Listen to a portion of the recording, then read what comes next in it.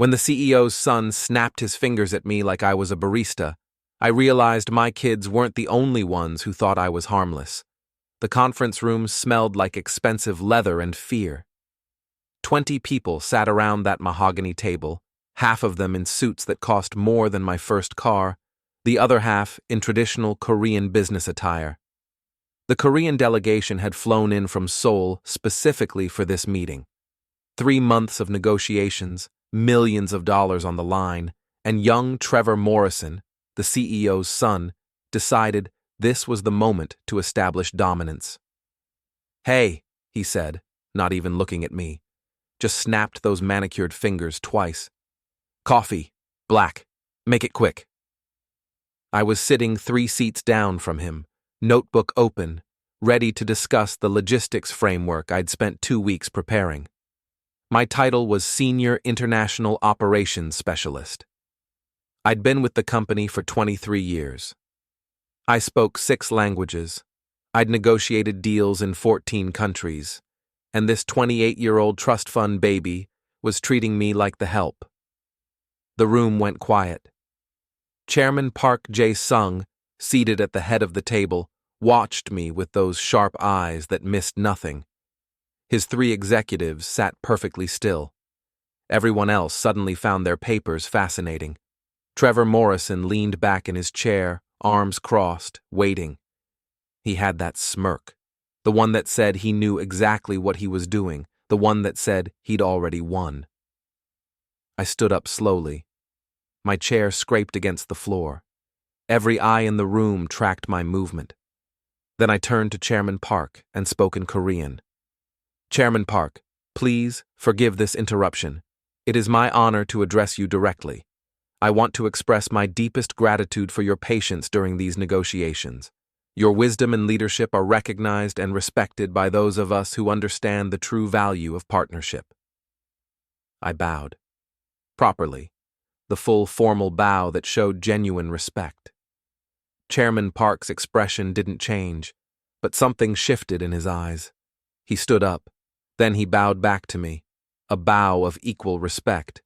He looked at Trevor Morrison, then at Morrison's father, the CEO, who was turning red at the far end of the table. Chairman Park spoke in English, his accent precise and deliberate. "In Seoul, we have a saying. We sign contracts with masters, not with servants. We do not do business with companies who do not know the difference." He gathered his papers. His 3 executives stood immediately, moving with synchronized efficiency.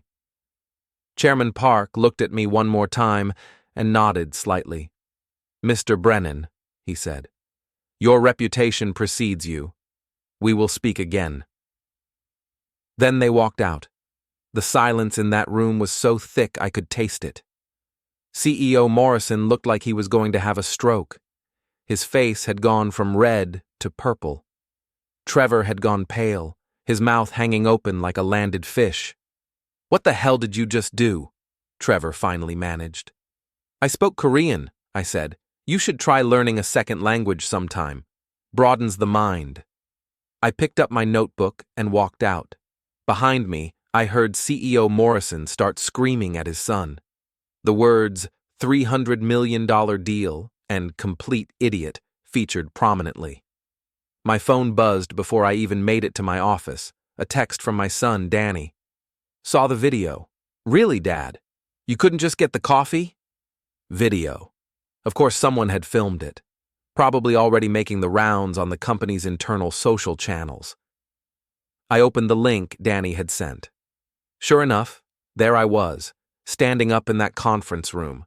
The angle was from someone's phone, shaky and zoomed in. The video cut off right after Chairman Park walked out. The comments were already piling up. Most of them were supportive. Finally, someone put Trevor in his place. "Brennan is a legend.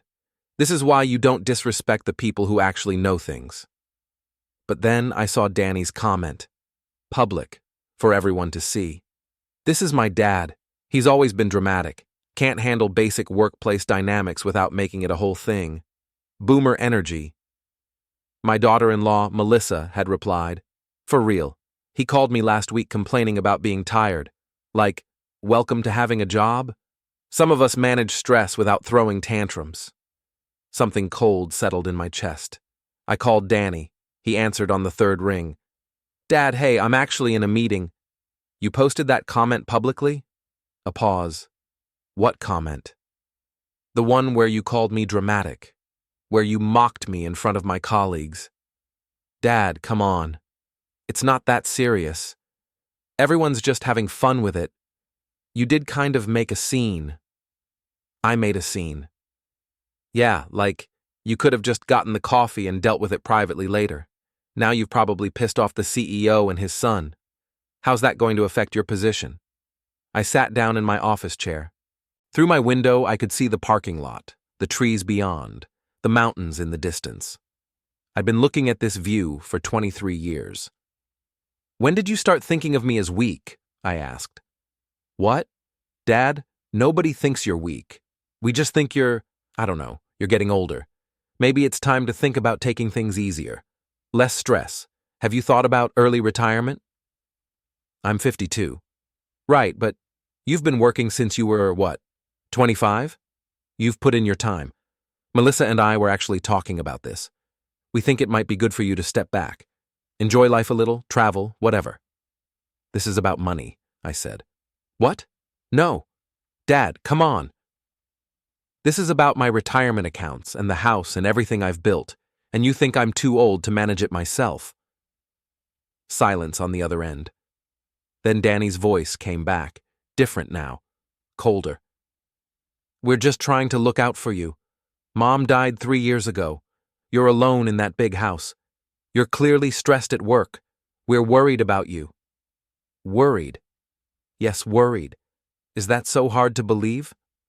I could hear Melissa in the background, her voice sharp and urgent. Is that him? Tell him about the papers. What papers? I asked. Danny sighed. Look, we had a lawyer draw up some documents, just power of attorney stuff, financial management.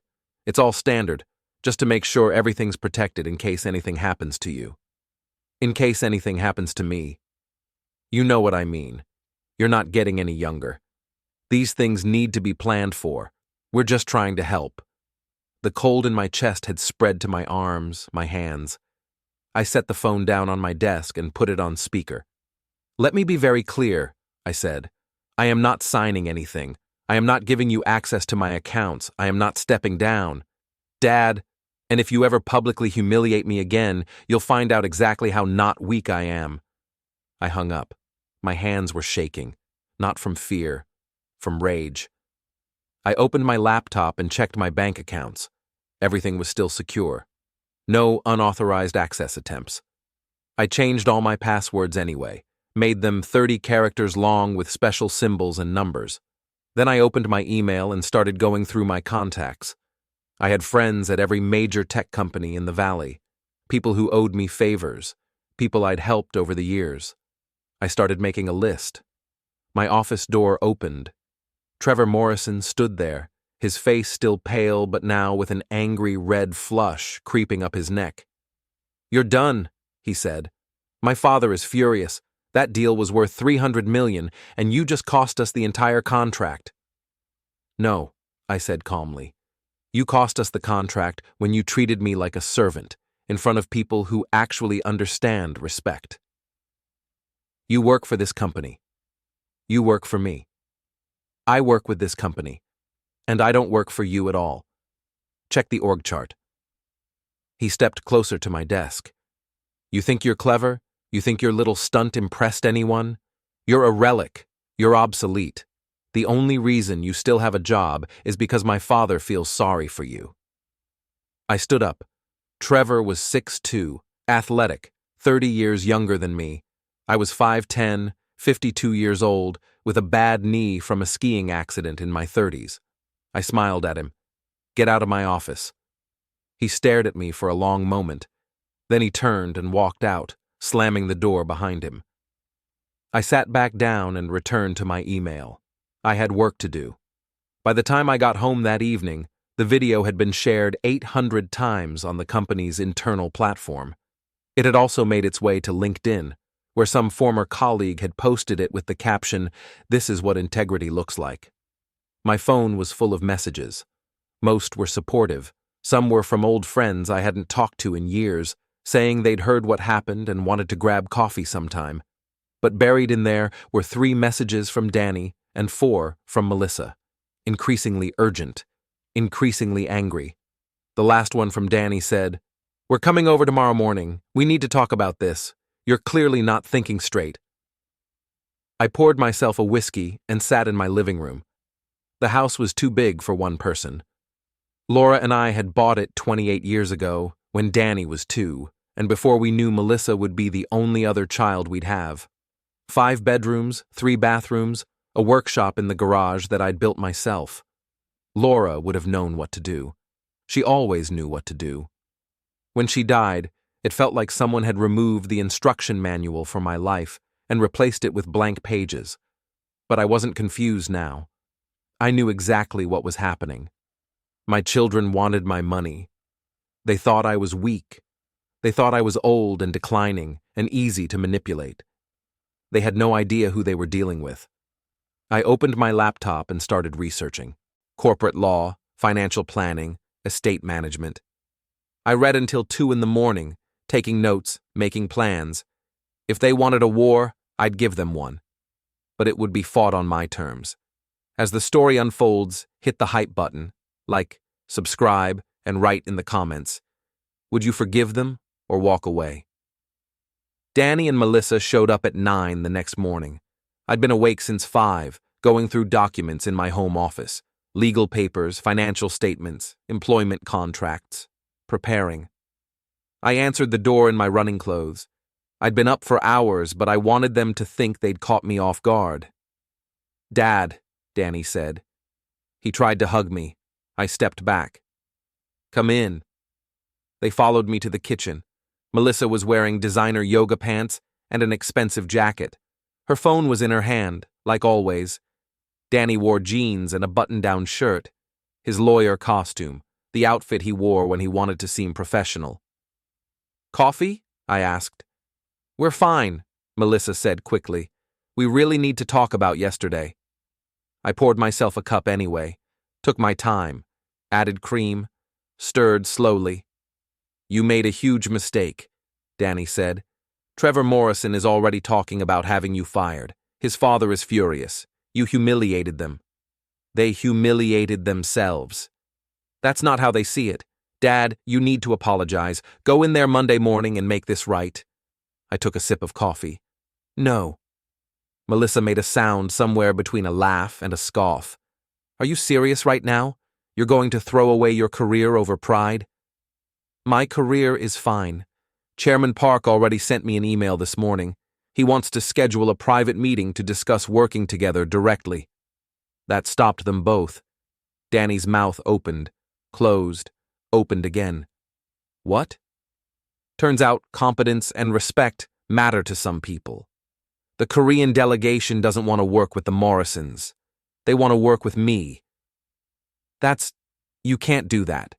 You can't just cut out the CEO. I'm not cutting anyone out. I'm doing my job. If the CEO's incompetent son keeps interfering, that's not my problem. Melissa's eyes had gone cold. "You're being selfish. You're thinking about yourself instead of your family." "My family. Right.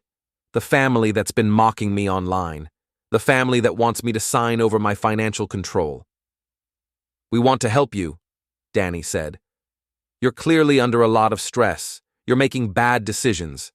The thing with Trevor, these meetings with Korean executives without going through proper channels. There are no improper channels. I've been doing this job since before Trevor Morrison learned to drive." "You're being difficult," Melissa said. "This is exactly what we're talking about. You're argumentative. You're defensive. These are signs of cognitive decline." I set my coffee cup down very carefully. "Say that again."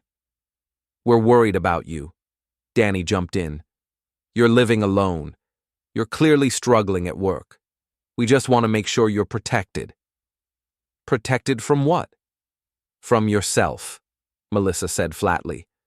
"From making decisions that could hurt you. from people who might try to take advantage of you. The audacity was breathtaking. They were trying to take control of my life while claiming to protect me from people like them. I want you both to leave now, I said. Dad, get out of my house. We're trying to help you, Danny's voice rose. Why can't you see that? Because it's a lie. You don't want to help me. You want my money. You want control. You think I'm too old and stupid to notice. Melissa stood up fast, her chair scraping across the kitchen floor. You're paranoid. This is exactly what we're talking about. You're inventing conspiracies. Show me the papers, I said. Silence. The papers the lawyer drew up, the power of attorney documents. Show them to me right now. Danny and Melissa looked at each other. Some silent communication passed between them. We left them at home, Danny finally said. Liar. His face flushed red. Don't call me a liar. Then don't lie to me. You have the papers. You brought them here. You thought you'd sit me down, convince me I was declining, get me to sign while I was off balance. Melissa pulled a folder from her bag, slapped it on the kitchen table. Fine. Yes, here they are. Look at them. It's all standard stuff. We're not trying to steal from you. We're trying to protect your assets. I opened the folder, scanned the first few pages. Power of attorney, financial management, healthcare decisions, asset control, everything. They wanted everything. These documents would give you complete control of my money, my property, my medical care. I'd have no say in my own life. Only if you became incapacitated, Danny said. It's just a safety measure. I'm not incapacitated. Not yet, Melissa said, but you're showing signs. The emotional outbursts, the paranoia, the risk-taking at work. These are all red flags. I started laughing, couldn't help it. The sound came out harsh and bitter. You're trying to gaslight me, in my own kitchen. You're literally trying to convince me I'm crazy, so I'll give you everything I've worked for. Dad, please. No, get out. Take your papers. Get out of my house. You're making a mistake, Danny said. His voice had changed, harder now. The pretense of concern was gone. If you won't protect yourself, we'll have to do it for you. What does that mean? It means we have options, legal options. We've already consulted with multiple lawyers.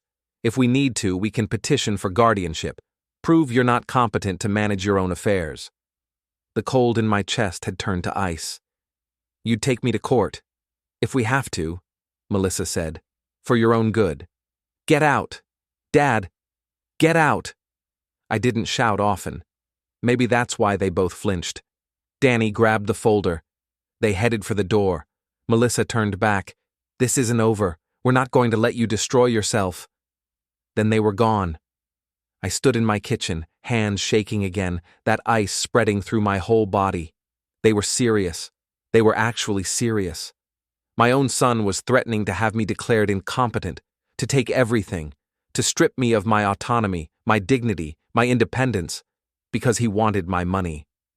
I pulled out my phone and called an old friend. Martin Chen, a lawyer I'd worked with on international contracts for 15 years. He answered on the second ring. David, haven't heard from you in months. How are you? I need help, legal help. My son is threatening to file for guardianship.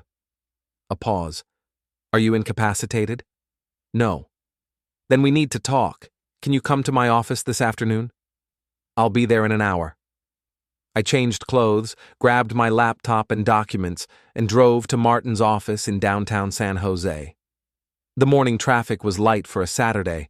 I made it in 45 minutes. Martin looked older than I remembered. More gray in his hair, deeper lines around his eyes. But his handshake was still firm, his eyes still sharp. Tell me everything, he said. I did. The coffee incident, the comments online, the conversation about early retirement, the papers, this morning's confrontation. Martin took notes. When I finished, he sat back in his chair. You're not going to like what I have to say. Tell me anyway. They could file. In California, anyone can petition for conservatorship if they believe someone is incapacitated.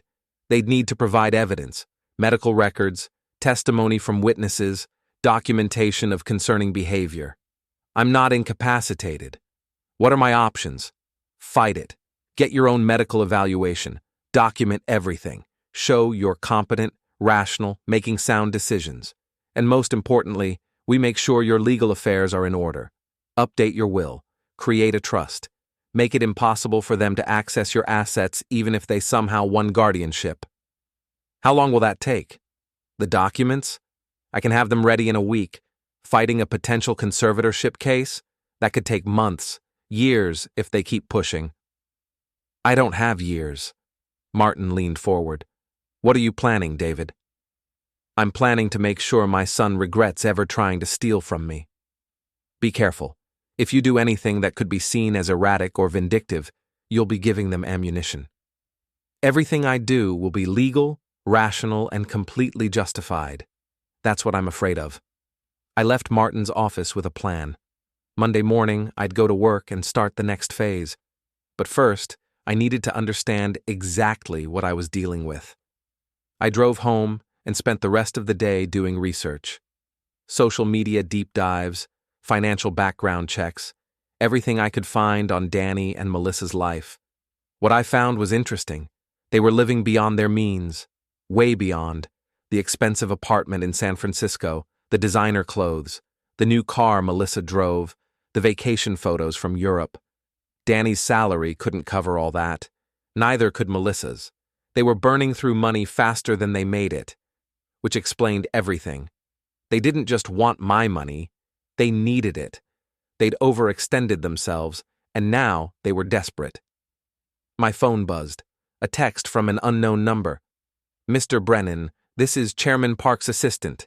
He would like to meet with you Monday at 2 p.m. to discuss future collaboration. Please confirm if this works for you.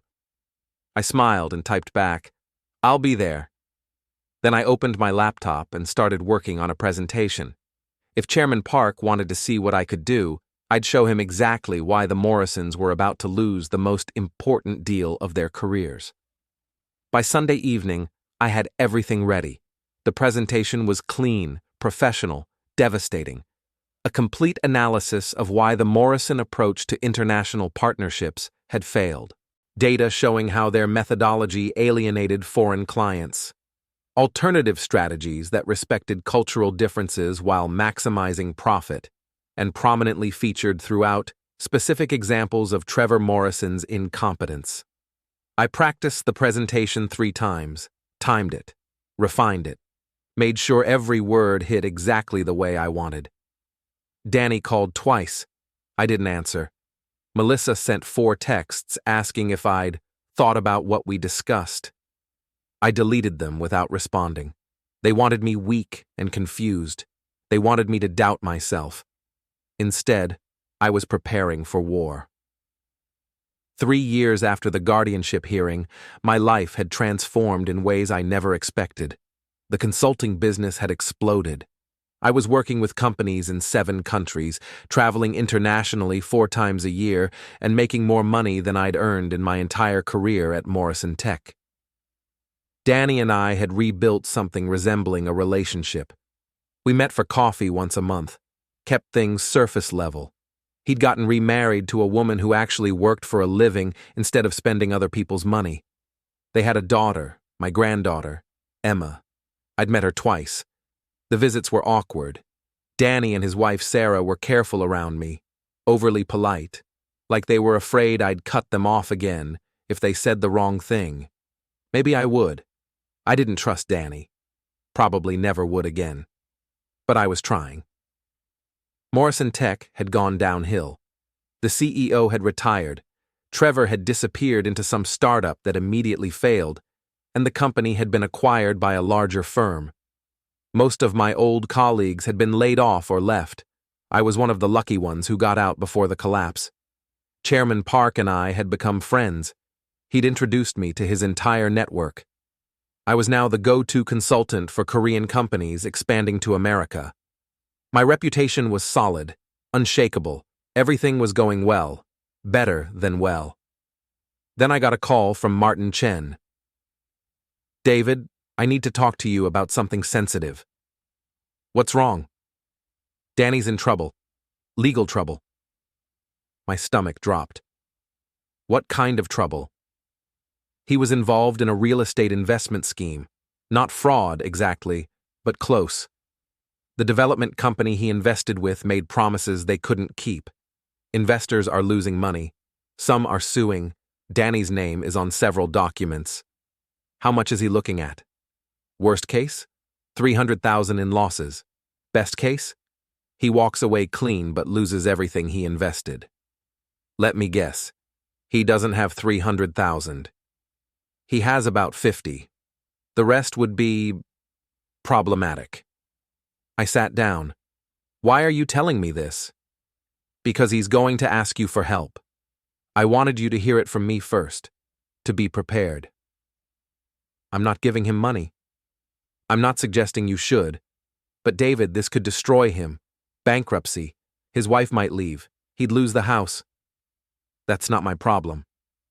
I know. I'm just saying, be prepared for what's coming. Danny called 2 days later, asked if he could come over. I said yes because I was curious what story he'd tell this time. He showed up looking worse than he had during the divorce. Pale, shaking, barely holding it together. Dad, I'm in trouble. I know, Martin told me. I need help, financial help.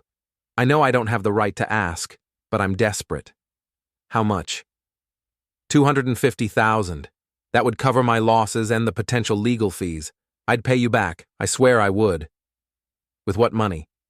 I'd figure it out. Get a loan, sell the house, whatever it takes. I looked at my son, saw the desperation, the fear, the same pattern repeating itself. No. Dad, please. I'll lose everything. You should have thought about that before investing in something you didn't understand. I was trying to build wealth, to provide for my family, to be successful like you. I built wealth by being competent and careful, not by gambling on schemes. This wasn't a scheme. It was a legitimate investment that went bad. Then you took a risk, and it didn't pay off. That's on you. I'm your son. Doesn't that matter? You're my son who tried to have me declared incompetent so you could steal my money. So no, it doesn't matter as much as you think it should. His face crumpled. You're never going to forgive me, are you? I don't know. But I do know that giving you money won't fix anything. It'll just teach you that when you screw up, Dad will bail you out. I'm not doing that. So you're just going to let me lose everything? I'm going to let you face the consequences of your decisions, like an adult. I hate you. I know. He left, slammed the door, peeled out of my driveway so fast he left tire marks. I sat in my living room feeling nothing, empty, cold. Martin called an hour later. He came to see you? Yes. Asked for $250,000. I said no. How do you feel about that? I don't know. Right, wrong, justified, cruel, all of it. You're allowed to protect yourself. I know, but he's still my son. A son who has shown a pattern of making bad financial decisions and expecting you to fix them. David, you did the right thing. Maybe, maybe not. Over the next month, Danny's situation got worse. The lawsuits moved forward. He had to sell his house, move into an apartment.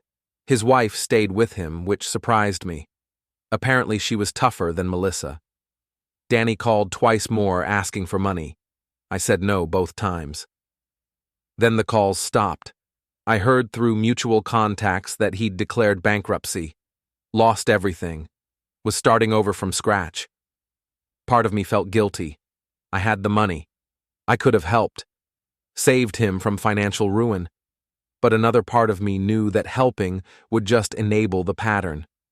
Danny needed to learn that actions had consequences, that he couldn't always be rescued. Still, it hurt, watching my son struggle and knowing I had the power to help, but choosing not to. Laura would have helped him. She always believed in second chances, third chances, as many chances as it took. But Laura had never been betrayed by him the way I had. 6 months after his bankruptcy, Danny showed up at my door again. This time he looked different, calmer, more grounded. "I'm not here to ask for money," he said. "I just want to talk." We sat in the living room. He told me about the bankruptcy process, the humiliation, the loss, the rebuilding. "I'm working 2 jobs now," he said. "Sarah's working full-time. We're living in a tiny apartment. It's hard, but we're making it. Together." "That's good. I understand why you didn't help me. I do. You'd already helped me by stopping me from going down the same path I was on before. If you'd bailed me out, I'd never have learned." It wasn't easy. Saying no. I know. But it was the right thing. "Dad, I need you to know something.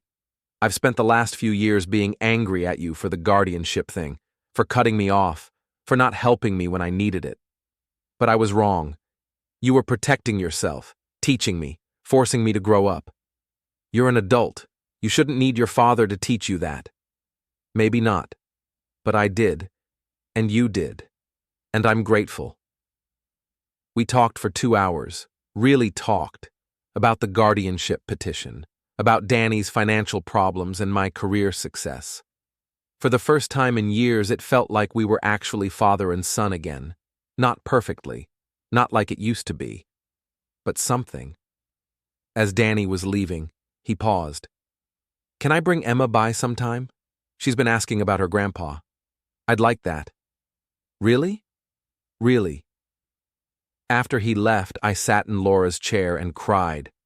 Not from sadness, from relief, from the weight of years of anger finally easing up. Maybe we'd never be what we were, but we could be something new, something honest. That was enough. 2 more years passed. My consulting business continued to thrive. I'd brought on an associate to help with the growing workload, a sharp young woman named Lisa, who actually understood the difference between respect and servitude. Danny and I were in a good place. Not perfect, but stable.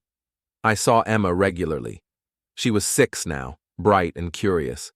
Sometimes when I looked at her, I saw Danny as a kid. Before the entitlement. Before the betrayal. Just a child who thought his father could do anything. I was 59 years old. People kept asking when I'd retire. The answer was never. Why would I? I loved the work. I was good at it. And I'd earned every dollar through competence, not inheritance or manipulation. Then Trevor Morrison showed up at my house. I opened the door, and there he was. Older, thinner, with less hair and more desperation in his eyes. "Mr. Brennan," he said, "I need to talk to you." "How did you get my address?" "I still have contacts at the old company, please. Just 5 minutes." Against my better judgment, I let him in. We sat in the living room. He looked around, taking in the Korean art I'd collected, the books in different languages, the photos of international trips. "You've done well for yourself," he said. "What do you want, Trevor?" "I'm working on a startup, tech manufacturing. We have a product that could revolutionize mobile processing, but we need connections in Asia. I heard you work with Korean manufacturers. I was hoping you could introduce me."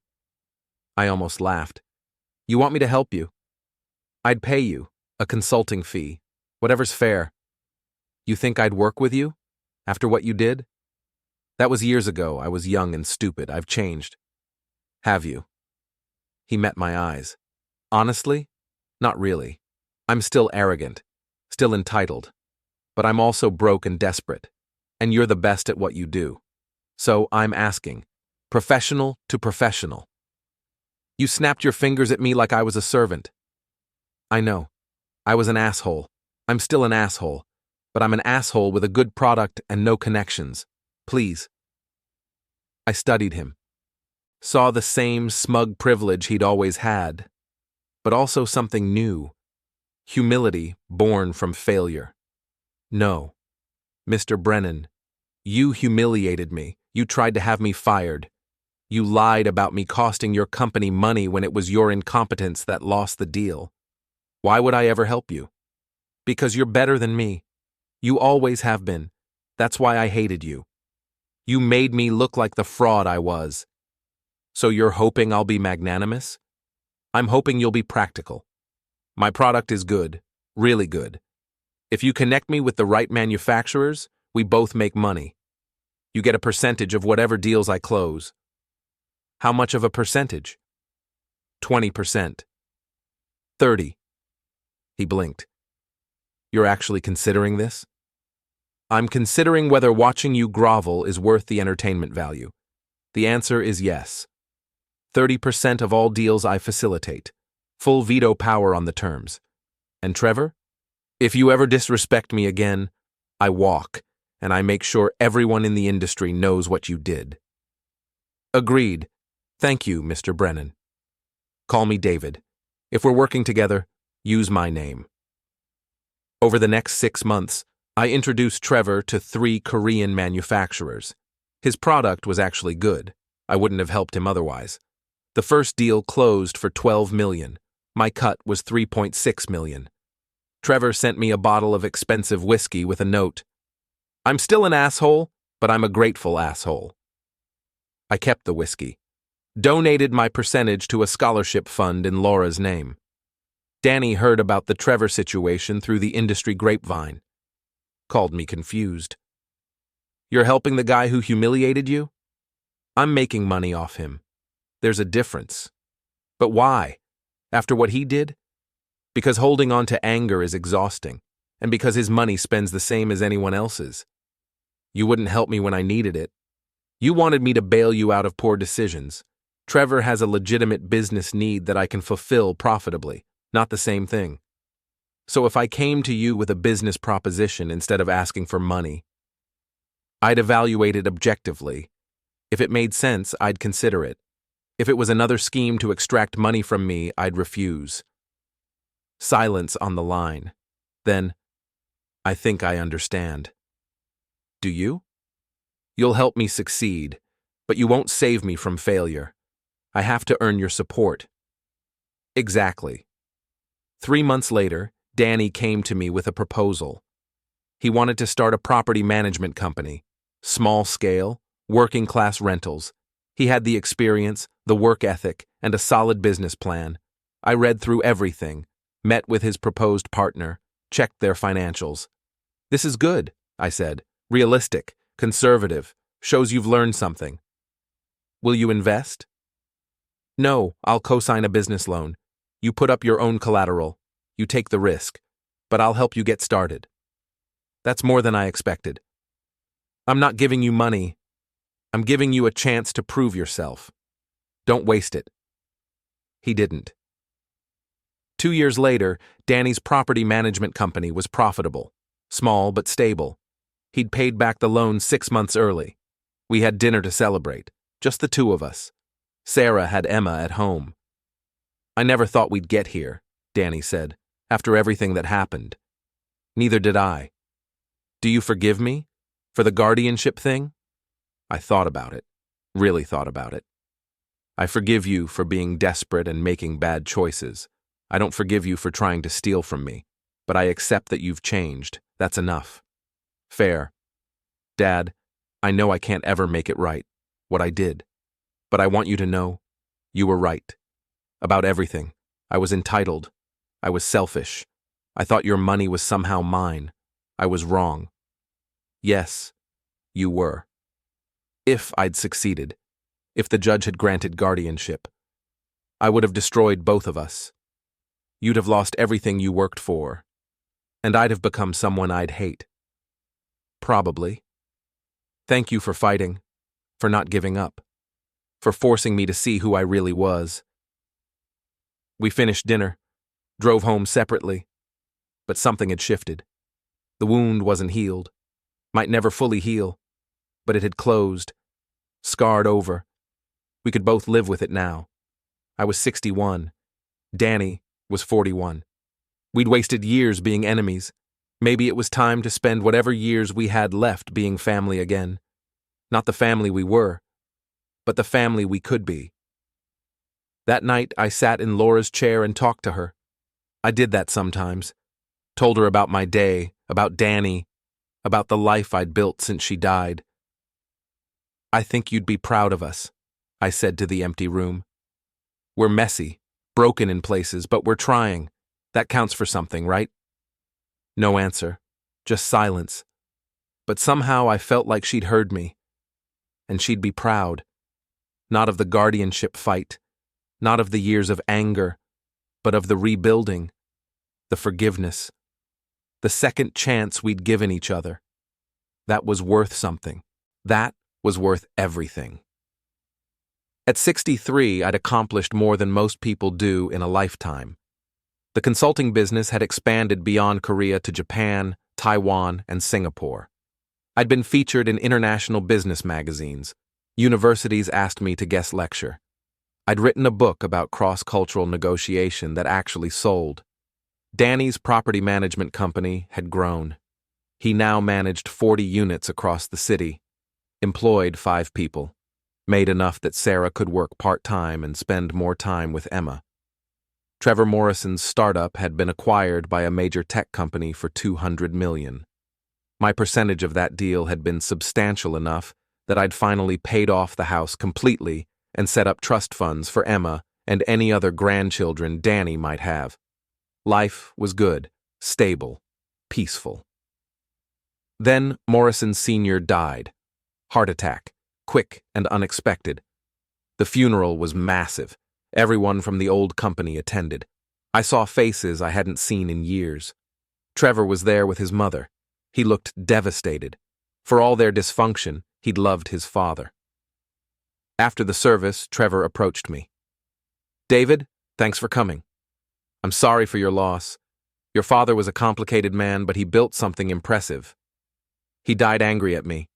Never forgave me for costing the company that Korean deal. Never forgave me for being fired. He was proud of your startup success. Was he? He never said it. I had no answer for that. Some wounds between fathers and sons never heal. Trevor looked at me steadily. I've been thinking about something, the Korean deal, the one I screwed up. You fixed it. You turned my disaster into your success.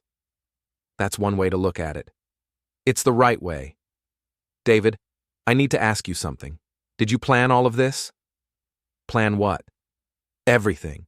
The way you handled that meeting, the consulting deal, building a career off my failure. Was it calculated? I thought about lying, but Trevor deserved the truth. No, I didn't plan it. I just responded to what you did. When you snapped your fingers at me, I made a choice to maintain my dignity.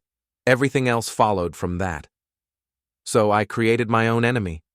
I was never your enemy. I was just someone who refused to be treated like a servant. And that was enough to destroy me. You destroyed yourself. I just didn't save you. Trevor nodded slowly. Fair. You know what's funny?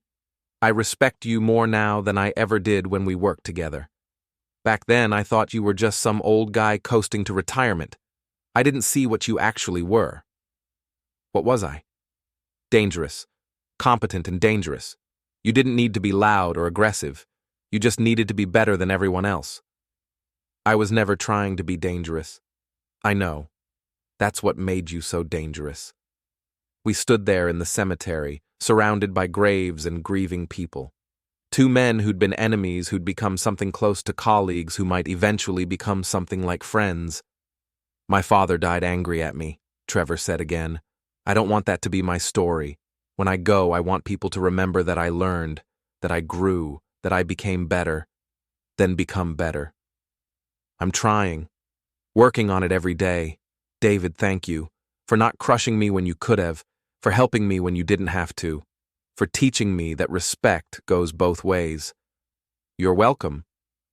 After the funeral, I drove home thinking about fathers and sons, about Morrison and Trevor, about me and Danny, about patterns that repeat across generations. Morrison had died angry at his son. I'd almost let that be my story too, almost let the guardianship fight define our entire relationship forever.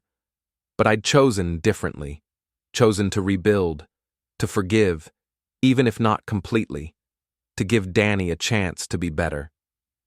That night, Danny called. Saw on the news about Morrison. You okay?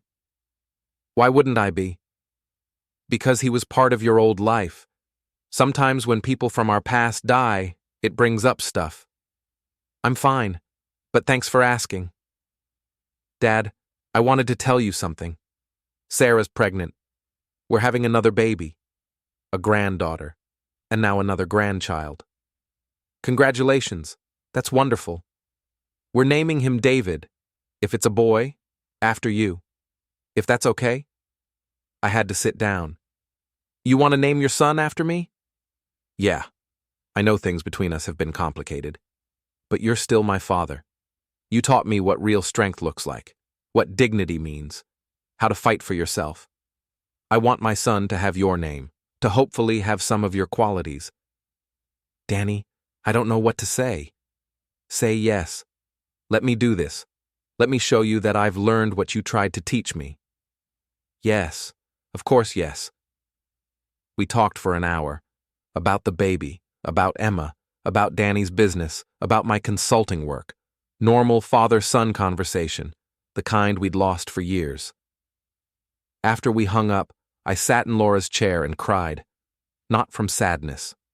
From gratitude. From relief that we'd found our way back to each other. 6 months later, David Brennan Jr. was born. 8 pounds, healthy lungs, his grandfather's nose.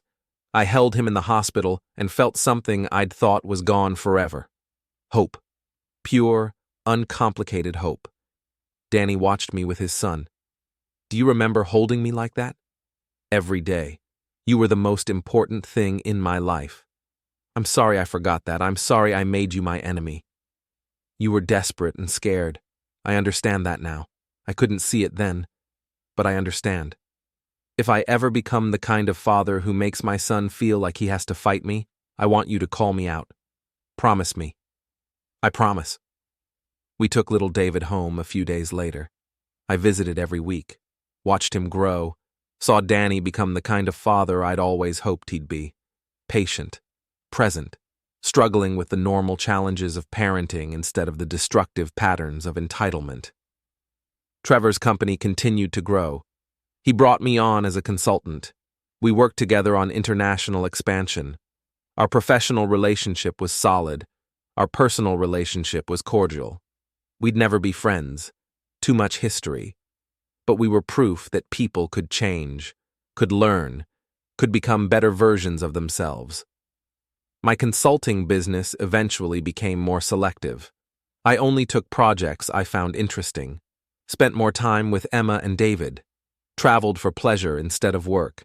At 65, I officially retired from the corporate world, kept a few consulting clients, wrote another book, guest lectured occasionally. Life was good, different than I'd imagined when Laura was alive, but good. Danny and I had dinner once a week, sometimes with the grandkids, sometimes just the two of us. We talked about business, family, life. We never talked about the guardianship petition anymore. That was in the past. What mattered was what we'd built after, the relationship we'd salvaged from the wreckage. One evening over dinner, Danny said something that surprised me. I'm grateful you fought back. When I tried to take control, if you'd just given in, if you'd let me do it, I'd have become someone terrible. You saved me from myself. I was saving myself. You were doing both. You showed me that actions have consequences, that dignity matters, that strength isn't about being loud or aggressive. It's about knowing your worth and not letting anyone diminish it. I'm just glad we got here, to this place. Me too, Dad. Me too. We finished dinner, went home to our separate lives, but connected in a way we hadn't been in years. That night I sat in Laura's chair one last time and talked to her. I think we did okay, I said. With Danny, with everything. It wasn't perfect, but we got through it, and he's going to be fine, better than fine. Somewhere, I imagined, Laura was smiling.